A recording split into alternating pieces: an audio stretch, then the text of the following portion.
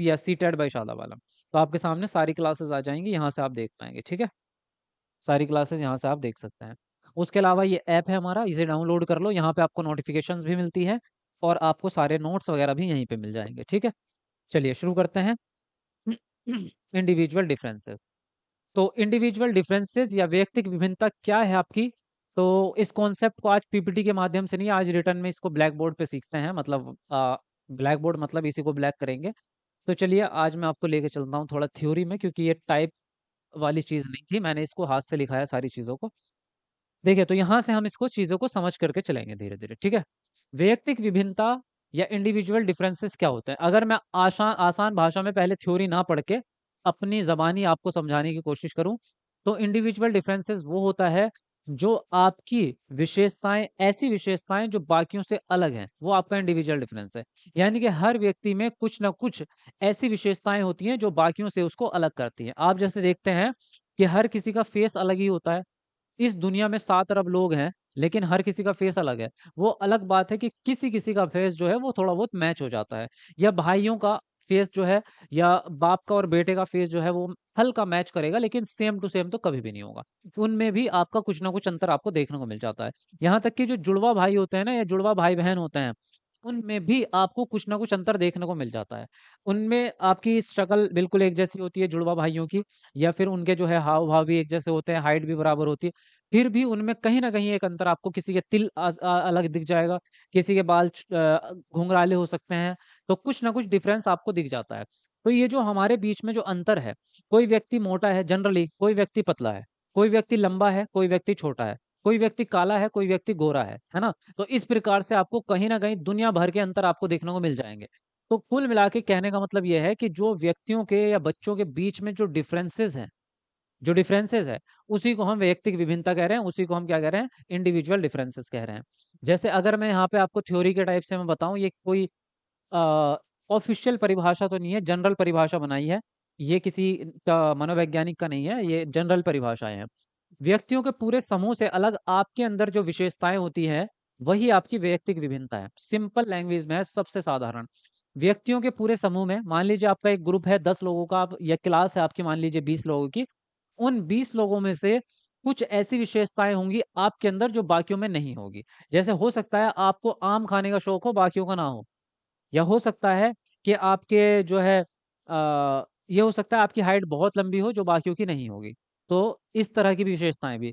या हो सकता है आपकी जो बुद्धि है वो बहुत तेज है बाकियों के अकॉर्डिंग। तो आपके अंदर कुछ ना कुछ अंतर जरूर रहेगा बाकियों से अलग। तो जो बाकियों से अलग जो आपकी विशेषता है, वही आपका इंडिविजुअल डिफरेंस पैदा कर देती है।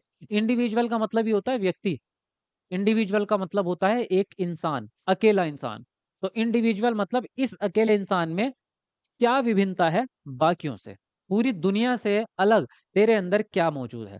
तो वो कहेगा कि मेरे अंदर जो है ये चीज अलग है, कि पहली बात तो मैं दिखता ही अलग हूँ पूरी दुनिया से। मेरे जैसा कोई दिखता ही नहीं है। पूरा शहर छान लो, मेरे जैसा कोई नहीं दिखेगा। तो मेरी सबसे बड़ी विशेषता तो यही होगी कि मेरी वैयक्तिक विभिन्नता ये है कि मेरी शारीरिक बनावट जो है वो अलग है। ये भी एक वैयक्तिक विभिन्नता है आपकी, है ना। अगर हम दूसरी परिभाषा पढ़ें, प्रत्येक व्यक्ति में अन्य से भिन्न कुछ विशेषताएं या गुण होते हैं, वही वैयक्तिक विभिन्नता है। प्रत्येक व्यक्ति में अन्य से भिन्न, यानी कि मैं और मेरे पास में अगर कोई आदमी खड़ा है दूसरा, या कोई लड़का खड़ा है दूसरा, तो उससे मेरे अंदर कुछ ना कुछ अंतर है। अलग हूं मैं उससे कुछ ना कुछ किसी मामले में। जैसे अगर समानता की बात करेंगे, तो भाई उसकी भी 2 आंखें हैं, मेरी भी 2 आंखें हैं। उसके भी 2 हाथ हैं, मेरे भी 2 हाथ हैं। मेरे 2 पैर हैं, तो उसके भी 2 ही पैर हैं। तो ये समानताएं हैं। क्योंकि हम प्रकार की बात करेंगे तो बॉडी जो प्रकार है बॉडी का, वो हमारा जैसा ही रहेगा, क्योंकि वो भी इंसान है, हम भी इंसान है। गाय से मैच करोगे तो आप मैच नहीं होगे, गाय की 4 टांगे हो जाएगी, आपकी 2 ही टांगे हैं। लेकिन इंसान से मैच तो करेंगे ना आप। जो जनरल चीजें हैं, मेरे सर पे बाल है, उसके सर पे भी बाल है। मेरी दाढ़ी आ रही है, हो सकता है उसकी भी दाढ़ी आए, है ना। तो क्या है कि ये जनरल समानताएं हैं। लेकिन इतनी सारी समानताएं होने के बावजूद भी कुछ चीजें ऐसी हो जाती हैं जो आपकी अलग हैं उससे। हो सकता है आपकी उंगली लंबी हो, उसकी उंगली छोटी हो। ये भी वैयक्तिक विभिन्नता है। तो किसी भी प्रकार से वैयक्तिक विभिन्नता हो सकती है। तो जो विशेषता आपके अंदर बाकी लोगों से हटके है, वही आपका वैयक्तिक विभिन्नता है, वही आपका इंडिविजुअल डिफरेंसेस है। ठीक है जी। अब ये बताओ मुझे कमेंट करके कि वैयक्तिक विभिन्नता आपको समझ में आई कि होती क्या है, उसके आगे बढ़ेंगे। यस लिख दो कमेंट में अगर आपको बात समझ में आ रही है। अच्छा हाँ, एक चीज़ और बता दूँ भाई, क्योंकि अभी एसएसटी वाली क्लास में सब लोग आते नहीं हैं, तो सीडीपी में सब आ जाते हैं, क्योंकि एसएसटी सबका नहीं होता। कल और परसों 2 दिन आपकी छुट्टी रहेगी, ठीक है? 2 दिन आपकी जो है 2 डेज़ आपका जो है वैकेशन बनाओ, और ये जो है रक्षाबंधन है, कल संडे है, परसों आपका रक्षाबंधन है, तो 2 दिन आपकी छुट्टी रहेगी, 2 दिन क्लास नहीं होगी। बता इसलिए रहा हूँ, कभी कल और परसों को आप परेशान रहें कि सर आ क्यों नहीं रहे लाइव, क्लास क्यों नहीं हो रही है, परेशान। तो आप परेशान होने की ज़रूरत नहीं है, ऑफ़िशियली छुट्टी है ये आपकी 2 दिन, ठीक है? कल भी क्लास नहीं होगी, परसों भी क्लास नहीं होगी, अब आपकी तीसरे दिन क्लास होगी, ठीक है? देखिए, अब आगे बात करते हैं कि वैयक्तिक विभिन्नता के प्रकार कह लो या क्षेत्र कह लो, कि कहाँ-कहाँ आपको वैयक्तिक विभिन्नता देखने को मिल सकती है, किस-किस प्रकार से वैयक्तिक विभिन्नता हो सकती है। नंबर 1, आपकी शारीरिक बनावट में विभिन्नता हो सकती है। भई आपका शरीर लंबा है, दूसरा व्यक्ति जो है हो सकता है आपसे हाइट में कम हो, या आप मोटे हैं, दूसरा व्यक्ति पतला है, या आप बहुत गोरे हैं, दूसरा व्यक्ति सांवला है, या आप सांवले हैं, वो बहुत गोरा है ना? तो उसकी आँखें बड़ी-बड़ी हो सकती हैं, आपकी आँखें छोटी-छोटी हो सकती हैं, है ना? उसके बाल लंबे हो सकते हैं, आपके बाल छोटे हो सकते हैं। समझ रहे हो? तो ये भी जो आपके अपीयरेंस है, जो आपकी शारीरिक बनावट है, जो आप दिखते हैं, ये भी एक प्रकार का क्या है, इंडिविजुअल डिफरेंस है। अब ये इंडिविजुअल डिफरेंस शारीरिक वाला कई बार विकलांगता का रूप ले लेता है। ध्यान से समझना, क्योंकि आप एजुकेशन में जा रहे हैं, और समावेशी शिक्षा का आजकल जो है ट्रेंड है। ट्रेंड नहीं कहते उसको, बल्कि अब समावेशी शिक्षा ही आनी है आपकी, आ चुकी है। तो समावेशी शिक्षा में आपको सभी प्रकार के बच्चों को एक्सेप्ट करना पड़ेगा। तो उसमें क्या होगा, हो सकता है एक बच्चा ऐसा हो जिसकी लेग्स में, टाँगों में प्रॉब्लम हो, वो व्हीलचेयर पे बैठा होता हो, वो खड़े होके चल नहीं सकता। तो ये भी उसकी इंडिविजुअल डिफरेंस है। ये उसकी कमी नहीं है। आप ये नहीं कह सकते कि ये आपके अंदर कमी है या बुराई है। ये बुराई नहीं है, ये भिन्नता है, कि वो बाकी लोगों से थोड़ा अलग है। ये भी हो सकता है कि एक व्यक्ति आपकी क्लास में क्या है, ब्लाइंड है या दृष्टिबाधित है। तो वो भी उसकी क्या है, व्यक्तिगत विभिन्नता है। वो उसकी कमी या कमज़ोरी या उसकी जो है कोई बुराई नहीं है। एक बच्चा आपकी क्लास में ऑटिज़्म है, ये भी उसकी अलग विशेषता है। ऑटिज़्म बच्चे के गुण अलग हैं, तो क्या है, ये सारे इंडिविजुअल डिफरेंसेस है, वैयक्तिक विभिन्नताएँ हैं। इनको आप कमी या इनको बुराई के रूप में नहीं मान सकते। इन सभी को एक्सेप्ट करके ही आप कक्षा करते हैं, है ना? समझ गए इतनी बात? उसके अलावा रंग-भेद में आपके ये वैयक्तिक विभिन्नता होती है। जैसे इंडिया के लोग जो है वो नॉर्मली आपके एवरेज कलर के होते हैं, ना काले होते हैं, ना गोरे होते हैं, सांवले होते हैं। और जो अमेरिका के लोग हैं या ब्रिटिश हैं, वो गोरे होते हैं। साउथ अफ्रीका के लोग काले होते हैं। तो ये क्या है कि ये रंग-भेद वाला अंतर है। तो हम भेदभाव नहीं कर रहे हैं हम यहाँ पर, कि उनके रंग की वजह से हम उनको अच्छा नहीं पढ़ा रहे, या दूसरे बच्चे को रंग की वजह से अच्छा पढ़ा रहे, ऐसा नहीं करते। ये भेदभाव हम नहीं करते, लेकिन एक तरह का इंडिविजुअल डिफरेंस ये भी है आपका। बुद्धि-लब्धि में आपका अंतर हो सकता है। किसी व्यक्ति की, किसी बच्चे की बुद्धि-लब्धि बहुत तेज़ हो सकती है, किसी की एवरेज हो सकती है, किसी की बिलो एवरेज हो सकती है। मानसिक मंद बच्चे भी होते हैं। तो मानसिक मंद बच्चे को भी आप एक्सेप्ट करते हैं, उसको भी पढ़ाते हैं कक्षा में, है ना? स्मृति में आपकी किसी की मेमोरी बहुत तेज़ होती है, किसी की मेमोरी इतनी तेज़ होती है कि एक झलक अगर किसी को देख लिया, तो पूरी ज़िंदगी उसके भूलेगा नहीं वो उसको, जहाँ मिलेगा वहाँ पहचान लेगा। लेकिन कुछ लोगों की जनरली बुद्धि ऐसी होती है, सड़क पे हमें हज़ार लोग मिले हैं, किसी से बातचीत भी कर ली, उसने एड्रेस पूछा था हमसे, अगले दिन वो मिलेगा, "भाई तू कौन?" कि कल मैंने एड्रेस पूछा था आपसे। अरे! तो पूछा होगा उसमें, मैं क्यों याद रखूँ किसी को, है ना? तो किसी की स्मृति बहुत तेज़ होती है, किसी की नॉर्मल होती है। इसमें भी आपका इंडिविजुअल डिफरेंस आपको दिख जाएगा। रुचियाँ सबकी अलग-अलग होती है भाई। रुचियाँ किसी भी फ़ील्ड में हो सकती है, स्पोर्ट्स में, खेलने में। किसी को क्रिकेट पसंद है, किसी को फुटबॉल पसंद है, किसी को बैडमिंटन पसंद है। खाने में अलग-अलग, किसी को मटर पनीर पसंद है, किसी को आलू की सब्ज़ी पसंद है, किसी को भाई मिठाई पसंद है, किसी को अलग चीज़ें पसंद है ना? पढ़ने में किसी को सब्जेक्ट में मैथमेटिक्स अच्छा लगता है, किसी को हिंदी अच्छी लगती है। किसी को साइंस अच्छा लगता है, तो किसी को पेंटिंग करना अच्छा लगता है। तो सबकी रुचियाँ अलग-अलग होती हैं, ये भी आपका इंडिविजुअल डिफरेंस है। इसका ध्यान रखना पड़ता है आपको कक्षाओं में अपने। जब आप टीचर बनेंगे ना, तो आपको ये ध्यान रखना ही पड़ेगा कि आपके बच्चे की जो रुचियाँ हैं, वो अलग-अलग हैं। तो इसलिए आपको विभिन्न प्रकार की शिक्षण विधियाँ या विभिन्न प्रकार के टीएलएम लाने पड़ते हैं, अलग-अलग बच्चों की ज़रूरतों के और उनकी रुचि के हिसाब से। सीखने की शैलियाँ अलग-अलग हो सकती है, लर्निंग स्टाइल बोलते हैं इसको। लर्निंग स्टाइल क्या होता है आपका, कि आपके पढ़ने का, पढ़ाई करने का जो तरीका होता है या सीखने का जो तरीका है वो अलग-अलग होता है। कोई व्यक्ति क्या है, ऐसा है कि जब तक उसे कोई बोल के ना समझाए तब तक उसको बात समझ में नहीं आती। पापा हो, मम्मी हो, टीचर हो, बड़ा भाई हो, कोई भी बोल के समझाएगा तो उसको समझ में आएगा। कई व्यक्ति ऐसे होते हैं जो जो भी उसने किताब से पढ़ा है, जो भी काम कर रहा है, उसको जब तक किसी रजिस्टर में कहीं लिखेंगे नहीं तब तक उसको याद नहीं रहता। तो उसका यही तरीका है कि वो लिख के याद करेगा। कुछ व्यक्ति ऐसे होते हैं कि वो बोल-बोल के पढ़ते हैं। किताब में ही पढ़ेंगे ना, इंडिविजुअल डिफरेंसेस उसको कहते हैं जो बाकी लोगों से अलग होता है, और उसकी मम्मी किचन से कह रही, "अरे आराम से पढ़ ले बेटा, हमें क्यों परेशान कर रही है ना?" लेकिन उनकी वही तरीका है उनका। वो ऐसे ही पढ़ेंगे वरना आराम से पढ़ेंगे ना, वो मन-मन में उनको कुछ नहीं याद होना, कुछ समझ में नहीं आना। तो सबके क्या है लर्निंग स्टाइल अलग-अलग है। किसी को ग्रुप स्टडी करना बहुत पसंद होता है और किसी को अकेले पढ़ना बहुत पसंद होता है। इसी प्रकार से हम कक्षा में भी देखते हैं बच्चों को, तो उनमें भी जो पढ़ने की रुचियाँ अलग-अलग है, पढ़ने के स्टाइल अलग है, इसीलिए हमें विभिन्न प्रकार की विधियाँ अपनानी पड़ती है। हम लिख के भी समझाते हैं, बोल के भी समझाते हैं, पीपीटी भी चला देते हैं, वीडियो फ़िल्म भी, एक्टिविटी भी करवाते हैं। तो कई प्रकार से हमें पढ़ाना पड़ता है, तभी सभी बच्चों का भला हो पाता है। संस्कृति के रूप में आपकी हो सकती है, यानी कि कल्चर आपका अलग-अलग हो सकता है ना? तो कल्चर को भी हमें एक्सेप्ट करना पड़ ये सारी चीज़ें आपकी घूम फिर के आएँगी आपकी क्लास में ही। मतलब ये चीज़ें आप पढ़ क्यों रहे हैं? ताकि आप एक अच्छे टीचर बनें और समावेशी शिक्षा के हिसाब से आप पढ़ाई करवा सकें बच्चों को। इसीलिए हम ये पढ़ रहे हैं इंडिविजुअल डिफरेंस। तो कल्चर जब बच्चों का अलग-अलग है, तो उनका क्या है रहन-सहन अलग होगा। हो सकता है कपड़े पहनने का तरीका भी अलग हो बच्चों का। तो उसमें क्या है उन सब के बैकग्राउंड को आपको एक्सेप्ट करना पड़ेगा, तभी उनके अनुभव आपको पता चलेंगे और आप अच्छी शिक्षा करवा पाएँगे। उनकी भाषा भी अलग हो सकती है, जब संस्कृति अलग होगी तो भाषा भी अलग हो जाएगी। एक बच्चा मान लीजिए उत्तर प्रदेश का है, एक तमिलनाडु का है, दोनों की भाषाएँ अलग-अलग हो जाएँगी, है ना? ये भी इंडिविजुअल डिफरेंस है। धर्म भी अलग-अलग हो सकते हैं बच्चे के, तो ये भी आपका इंडिविजुअल डिफरेंस है। तो सभी धर्मों को एक्सेप्ट करेंगे, सभी की इज़्ज़त भी करेंगे आप कक्षा में, है ना? शिक्षा का स्तर अलग-अलग हो सकता है। कोई बच्चा का ज्ञान बहुत उच्च लेवल का हो सकता है, किसी बच्चे का ज्ञान कम हो सकता है। तो इसलिए हमें बच्चों के स्तर को भी ध्यान में रखना होता है कि हम जो अपना पाठ्यक्रम बना रहे हैं, वो इस स्तर का हो कि सभी बच्चे समझ में आ जाए सभी को। इसीलिए हम उसको कहते हैं लचीलापन होना चाहिए उसमें, है ना? उसी प्रकार से आपकी योग्यता में भिन्नता हो सकती है। बच्चों की योग्यताएँ अलग-अलग होती हैं, क्षमताएँ अलग-अलग होती हैं। किसी को क्रिकेट में बहुत अच्छी क्षमता है, किसी की जो है मैथमेटिक्स में अच्छी क्षमता है। तो योग्यताएँ भी सबकी अलग-अलग हो सकती हैं। सामाजिक आर्थिक स्तर होता अलग-अलग होता है। कोई बहुत अमीर समाज से आ रहा है, ज़्यादा अमीर उसके पेरेंट्स हैं। कोई बच्चा बहुत गरीब बस्ती से आ रहा है, गरीब वंचित वर्ग का बच्चा है। तो हम क्या करते हैं, सभी को एक साथ पढ़ाते हैं, सभी को अधिकार। तो इस प्रकार के और भी चीज़ें हो सकती हैं वैयक्तिक विभिन्नता में, जो आप अपने अंदाज़े से या अपने आप कल्पना कर सकते हैं। अब इसके अलावा आप लोगों के दिमाग में कौन-कौन सी वैयक्तिक विभिन्नता आ रही है मुझे कमेंट करके बताओ। इनके अलावा बताना, जो ये मैंने बताई हैं आपको इसके अलावा बताओ आपके दिमाग में और क्या वैयक्तिक विभिन्नता हो सकती है बच्चों के? कुछ लोग पढ़ने के लिए नहीं आते, इनफैक्ट बकवास करने आते हैं। क्यों भाई कौन है वो लोग जो बकवास कर रहे हैं? आराम से पढ़ लो भाई मत करो। बाकियों को क्यों परेशान कर रहे हो? अच्छा वीडियो को लाइक तो कर दो। अभी 500 लाइक्स में भी 5 लाइक बचा रखे हैं। अब तक तो 1000 हो जाने चाहिए थे। चलो जल्दी से कमेंट को नीचे करके वीडियो लाइक कर दो फटाफट से सब लोग। देखिए अब आगे बढ़ेंगे हम। अब बात करते हैं वैयक्तिक विभिन्नता के कारण क्या-क्या हो सकते हैं। तो वैयक्तिक विभिन्नता होती किस कारण से है?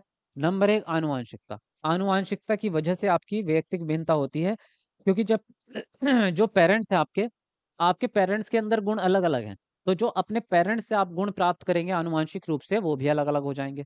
भाई कोई पेरेंट्स ऐसे हैं जो अंग्रेज़ हैं मान लो, वो गोरे हैं वो, तो उनके जो बच्चे पैदा होंगे वो गोरे ही होंगे ना और जो आपके इंडिया के लोग होंगे उनके बच्चे जो होंगे वो सांवले ही पैदा होंगे। तो उन दोनों में व्यक्तिगत विभिन्नता हुई किस कारण से? आनुवंशिकता के कारण। अब चाहे उनको एक ही जगह ले जाओ, चाहे आप अंग्रेज़ को यहीं इंडिया में लेके आ जाओ, यहीं बच्चे पैदा कर रहा है वो, लेकिन फिर भी बच्चे गोरे ही पैदा होंगे, क्योंकि वो उसकी आनुवंशिकता है। तो एक ही स्थान पे, एक ही हॉस्पिटल के अंदर जन्म दिलवा लो, फिर भी आपको जो है अलग-अलग ही दिखेंगे। क्यों? क्योंकि ये आनुवंशिक रूप से भिन्नता होगी आपकी और आनुवंशिकता में बहुत सारी चीज़ें आ जाती हैं फिर आपकी, ठीक है? आनुवंशिकता में क्या-क्या चीज़ें आ जाएँगी? आपकी हाइट भी आनुवंशिक रूप से बढ़ती है, कितनी बढ़नी है। आपके बालों का रंग सफ़ेद होगा या काला होगा, क्योंकि आप देखेंगे गोरे लोग जो होते हैं उनका भूरा होता है, बालों का रंग जो है वो व्हाइट कलर का होता है। आपके जो है आँखों का रंग नीला होगा या भूरा होगा या काला होगा, ये भी आनुवंशिक रूप पे डिपेंड करेगा, है ना? आप कितने मोटे होंगे या स्लिम ट्रिम रहेंगे, ये भी आनुवंशिक रूप पे डिपेंड करता है।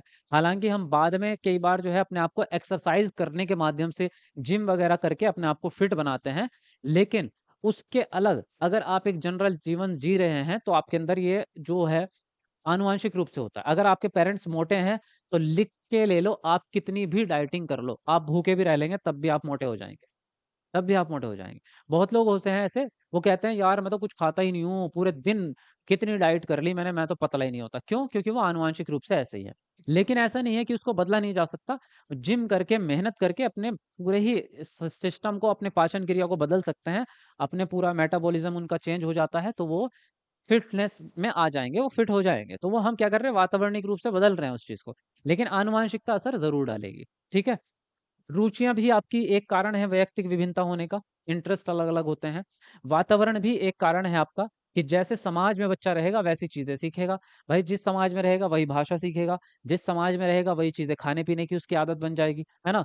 और भाषा भी वहीं से आ जाएगी आपकी। भाई जिस समाज में रहेगा वही भाषा उसके अंदर आ जाएगी, उसी के हिसाब से उसका धर्म चलेगा। जलवायु का भी फर्क पड़ता है आपका आनुवांशिकता में, उसमें व्यक्ति की विभिन्नता में। जलवायु का फर्क ऐसे पड़ता है कि अगर गर्म जलवायु में रहने वाले लोग होते हैं वो काले होते हैं, मतलब सांवले होते हैं, डार्क कलर के होते हैं। साउथ अफ्रीका बहुत गर्म देश है आपका, या पूरा ही अफ्रीका की बात करें तो अफ्रीका काफी गर्म है, लेकिन साउथ अफ्रीका ज्यादा गर्म है। तो साउथ अफ्रीका में इसीलिए जो लोग जो है वो सांवले होते हैं। या हम भारत की बात करें तो दक्षिण भारत के लोग सांवले होते हैं, उत्तरी भारत के लोग गोरे होते हैं। ये जनरल है, ये नॉर्मल है, फैक्ट है। कश्मीर के लोग जाके देखो आप, एकदम चिट्टे होते हैं एकदम, है ना।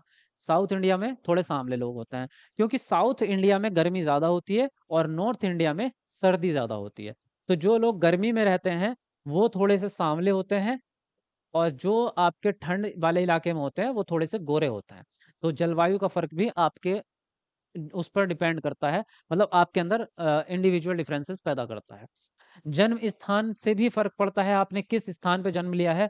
अगर आप एक अमीर घर में पैदा हो रहे हैं तो अलग आपकी विशेषताएं होंगी, गरीब घर में पैदा हो रहे हैं तो अलग विशेषताएं होंगी, आप शहर में पैदा हुए तो अलग विशेषताएं होंगी, आप गांव में पैदा हुए तो आपकी अलग विशेषताएं होंगी। तो ये सारी डिफरेंसेस का कारण बनता है। शिक्षा सबसे बड़ा फैक्टर बन जाता है आपका वातावरण में, क्योंकि शिक्षा जैसी आपको मिलेगी वैसा आपका नेचर बनेगा, वैसा ही आपकी एजुकेशन होगी, और वही आपकी प्रवृत्ति बनती चली जाएगी। आपका प्रोफेशन क्या बनेगा वो भी उसी पर डिपेंड करेगा कि आपने शिक्षा किस तरह के लिए है। आपका कॉग्निशन भी उसी पर डिपेंड करेगा, आपका दिमागी क्षमता एजुकेशन से ही बढ़ती है ना। संज्ञानात्मक विकास की वृद्धि होगी ना जब आप बच्चा स्कूल में पढ़ने जाएगा। एक बच्चा स्कूल में पढ़ रहा है टॉप क्लास के स्कूल में, और एक बच्चा स्कूल में जा ही नहीं रहा, मजदूरी कर रहा है, तो दोनों का संज्ञानात्मक विकास एक जैसा नहीं हो सकता ना। तो डिफरेंस पैदा हो जाएगा। तो इन चीजों के कारणों की वजह से क्या होता है, इंडिविजुअल डिफरेंस पैदा हो जाता है। ठीक है।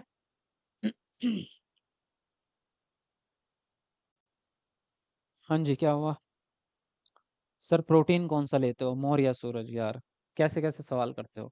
अभी मैंने नाम ले दिया ना, उसका प्रमोशन हो जाएगा 2 लाख रुपए का। मैं उससे 2 लाख रुपए लूंगा तब नाम बताऊंगा, वीडियो डाल दूंगा बीच में, ठीक है। प्रमोशन कर दूंगा मैं उसका। अब ऐसे ऐसे सवाल पूछोगे यार कि प्रोटीन कौन सा लेते हो, जो तुम्हें पसंद है वो ले लो भाई साहब।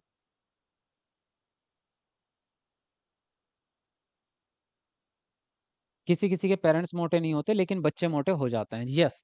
तो उससे क्या होता है कि वो उनके पालन पोषण पर डिपेंड करता है। बचपन से ही जिसको बहुत ज्यादा खाने का शौक पड़ जाए, और बच्चे को डालता कौन है शौक, पेरेंट्स से डालते हैं। उसको कभी चॉकलेट दे रहे, कभी कुरकुरे, कभी आइसक्रीम, कभी लड्डू, कभी पेड़े, मतलब उसको इतना ठूस ठूस के, बच्चा कह रहा मैं नहीं खा रहा मम्मी मुझे खेलने दो। नहीं नहीं बेटा कमजोर हो जाएगा, और खा ले ले इतना सा और खा ले। उसको खिला खिला खिला के इतना कर दिया, फिर उसका पेट ही ऐसा हो गया।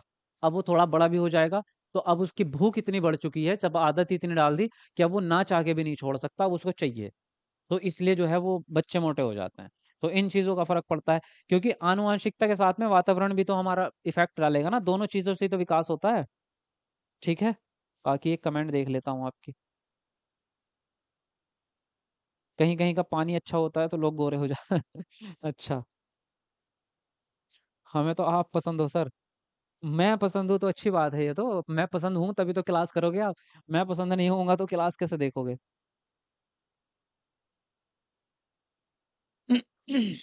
चलिए आगे देखते हैं, आगे बढ़ते हैं। देखिए आगे क्या है, ये आप व्यक्तिक विभिन्नता को तो जान चुके हैं। आज मेरा गला खराब हो रहा है पता नहीं क्यों भाई। तो यहाँ पे जो हम बात करने जा रहे हैं अब, वो करेंगे।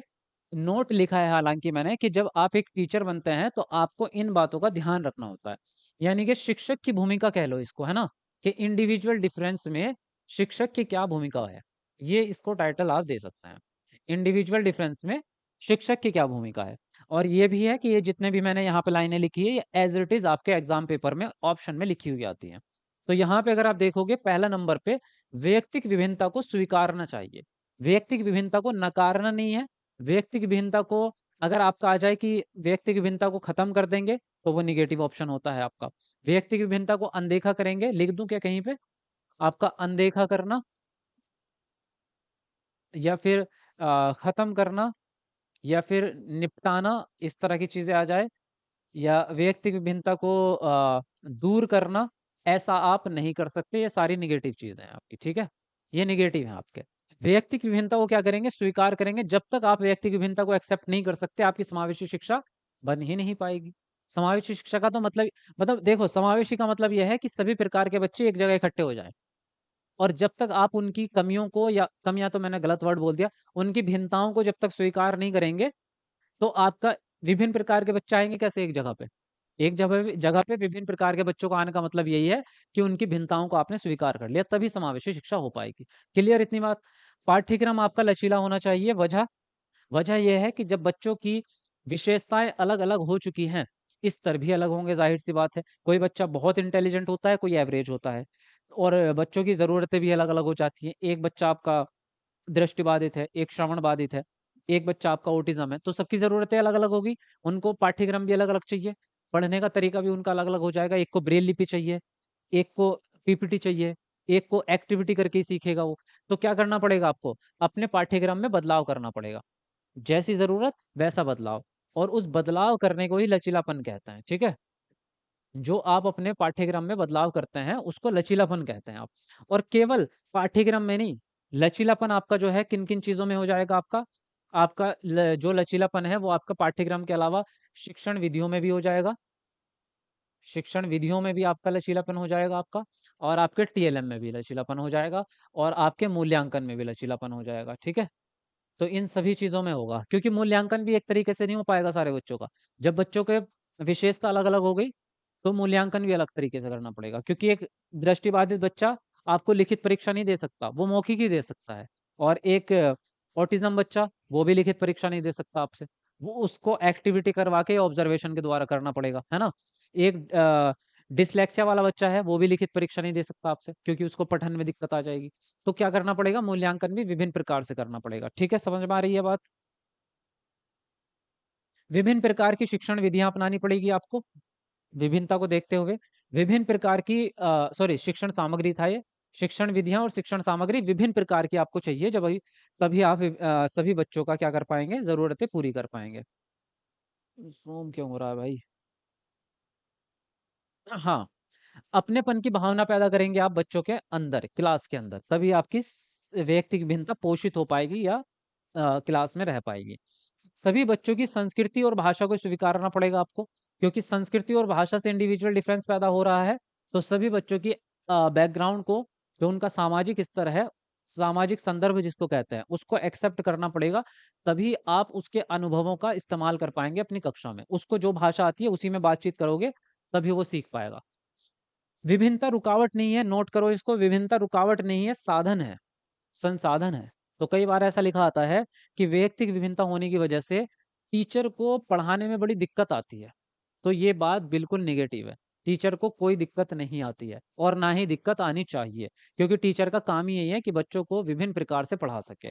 तो व्यक्तिगत विभिन्नता कोई रुकावट नहीं है, बाधा भी नहीं है ना। कुल मिला के ये कह सकते हैं कि ये नकारात्मक चीज नहीं है। इसको नकारात्मक ना माने आप, ठीक है। नकारात्मक नहीं है, ये गलत है आपका। सभी बच्चों को बराबर भागीदारी और अवसर देंगे आप, अगर आपकी कक्षा में व्यक्तिगत विभिन्नता है। बाल विकास में व्यक्तिगत विभिन्नता होना स्वाभाविक बात है। ये बाल विकास का सिद्धांत भी है, व्यक्तिगत विभिन्नता का सिद्धांत, जिसमें हम ये पढ़ते हैं कि सभी बच्चों का विकास जो है अलग अलग होता है, उसकी स्पीड एक की ज्यादा एक की कम हो सकती है। इस तरह से जो है व्यक्तिगत विभिन्नता आपकी होती है ना। इतनी चीज आपको पता है।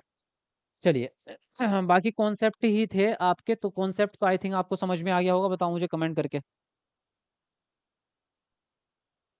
टीचिंग लर्निंग मटेरियल, टीएलएम की फुल फॉर्म, जी यस, टीएलएम की full form teaching learning material होती है। हाँ जी।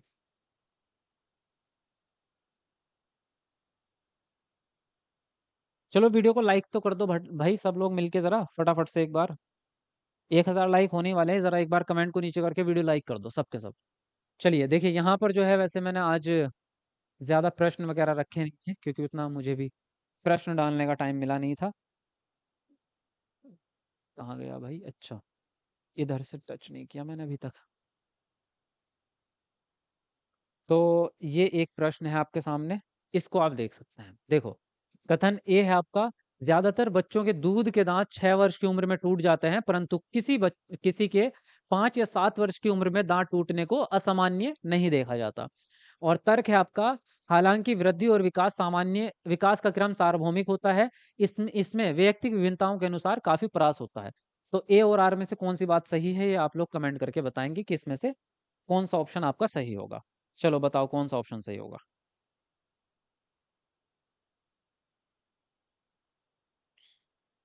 क्या हुआ भाई? क्यों लड़ाइयाँ कर रहे हो आप क्लास में? कौन किसको क्या बोल दिया? Yes sir.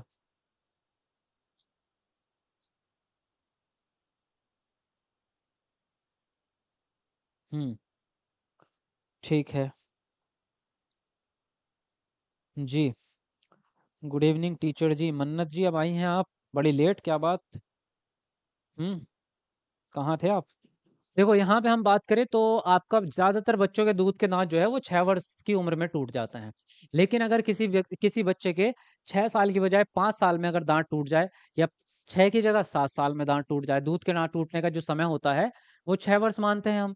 लेकिन अगर 5 या 7 साल की उम्र में भी टूट रहे हैं तो इसको असामान्य नहीं माना जाएगा, क्योंकि ये जनरल बात है, नॉर्मल सी। हम एक एवरेज लेते हैं कि 5 से 8 साल की उम्र के बीच में बच्चे के दांत टूटते हैं। एक हम क्या के लेके चलते हैं, एक पूरा परास लेके चलते हैं, यानी कि एक टाइम पीरियड लेके चलते हैं। हालांकि वृद्धि और शारीरिक विकास का क्रम सार्वभौमिक है। क्रम स्टेप बाय स्टेप जो चरण होते हैं, कि जैसे बच्चा पहले गर्दन संभालना सीखेगा, फिर बैठना, फिर घुटनों के बल चलना सीखेगा, फिर खड़े होना सीखेगा। तो चरण तो सार्वभौमिक है, हर बच्चा यही चरण फॉलो करेगा आपका।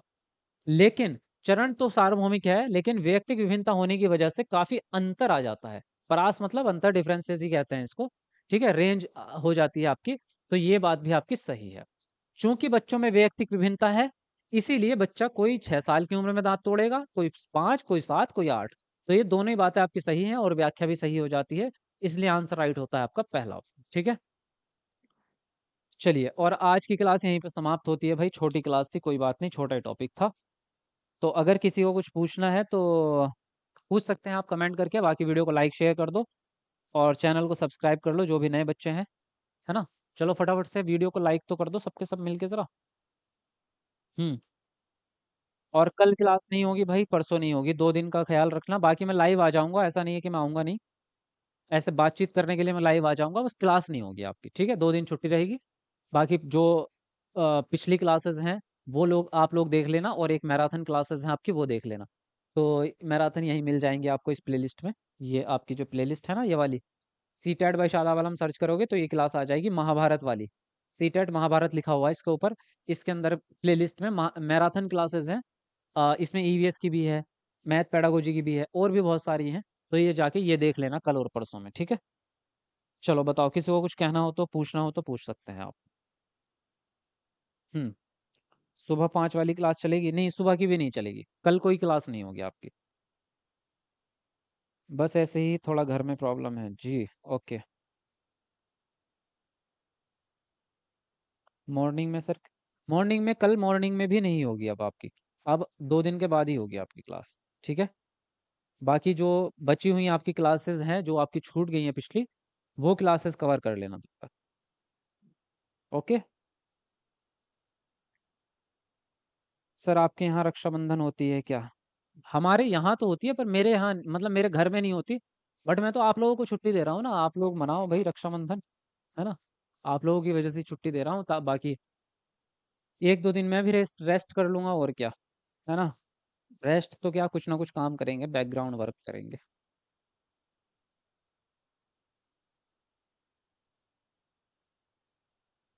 आईटीपी के बारे में बताइए प्लीज। आईटीपी एक कोर्स है आपका, जैसे बीएड होता है वैसा ही एक आईटीपी कोर्स है, जो इंटर के बाद आप कर सकते हैं, 4 साल का होता है। तो उसमें आप टीचर बन सकते हैं, सेम वैल्यू है आपकी। बल्कि बीएड से ज़्यादा ही वैल्यू है, कक्षा 1 से 12 तक के टीचर आप बन सकते हैं आईटीपी करके। ठीक है। You are my super teacher Pratibha Kumari, thank you.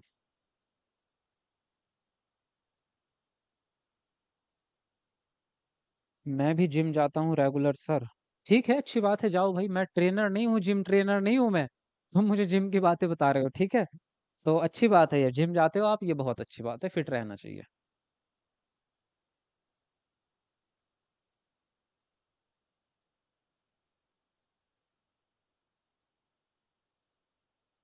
जी, चलो good night teacher ji, take care yourself, thank you.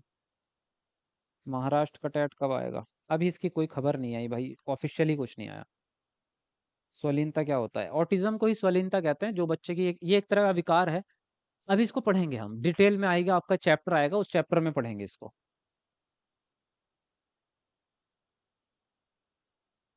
चलो ठीक है, अब मिलेंगे आपको नेक्स्ट क्लास में, तब तक के लिए bye bye, take care, good night सभी को, बेस्ट ऑफ लक, और रक्षाबंधन की बहुत बहुत शुभकामनाएं।